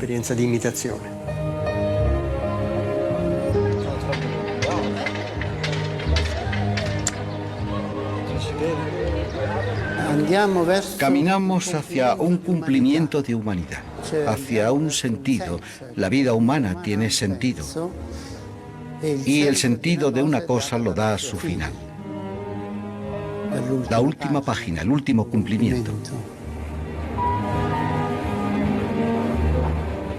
Por eso, su noticia está en el aire. El cristianismo espera su llegada.